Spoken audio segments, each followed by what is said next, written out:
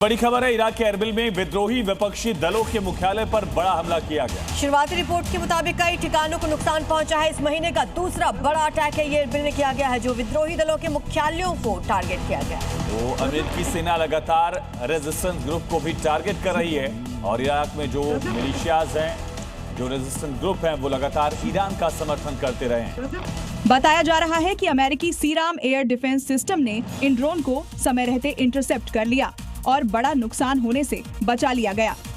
सूत्रों के अनुसार एरबिल में मौजूद अमेरिकी वाणिज्य दूतावास को भी निशाना बनाने की कोशिश की गई।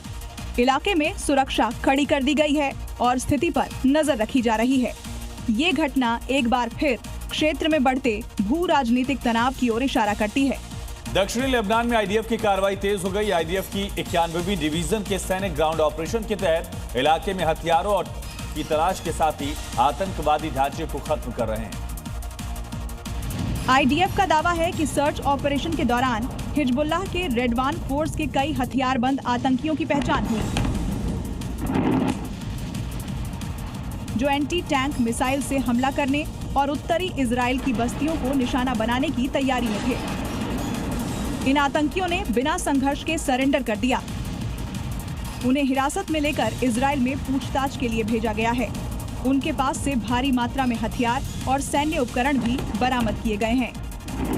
ईरान को लेकर ट्रंप का बड़ा दावा है कि ईरान परमाणु हथियार ना बनाने पर सहमत हो चुका है। ईरान के एक बड़े नेता से बात हो रही है, ये कहना है ट्रंप का। यूएस ईरान जल्दी ही सहमति बनाएंगे। तो एक तरफ लगातार वार पलटवार किए जा रहे हैं और दूसरी तरफ ये बड़ा दावा कर दिया गया है कि ईरान के एक बड़े नेता से बात चल रही है और इधर इजराइल भी समझौते से खुश होगा। ट्रंप का दावा है कि ईरान ने कथित तौर पर परमाणु हथियार न रखने पर सहमति जताई है और वे एक ऐसे समझौते की उम्मीद कर रहे हैं जो सभी पक्षों, अमेरिका, उसके सहयोगियों और इजराइल के लिए फायदेमंद हो। ट्रंप ने संकेत दिया कि ऊर्जा और बुनियादी ढांचे पर किसी भी सैन्य कार्रवाई को फिलहाल कुछ दिनों के लिए टालने का निर्देश दिया गया है, ताकि जारी बातचीत को सफल बनाया जा सके। हालांकि ईरान की ओर से इन दावों की पुष्टि नहीं की गई है। अमेरिकी राष्ट्रपति डोनाल्ड ट्रंप ने फ्लोरिडा में पत्रकारों से बातचीत की। इस दौरान ईरान को लेकर एक बड़ा दावा किया। ट्रंप ने कहा कि ईरान में सत्ता परिवर्तन की संभावना है। इस दिशा में खास शख्स से बातचीत जारी। ट्रंप के मुताबिक अमेरिका ईरान में नई राजनीतिक व्यवस्था के विकल्पों पर काम कर रहा है। उन्होंने संकेत दिया कि वेनेजुएला की तरह किसी नए नेता को आगे लाया जा सकता है या फिर अमेरिका के साथ मिलकर जॉइंट लीडरशिप मॉडल भी अपनाया जा सकता है।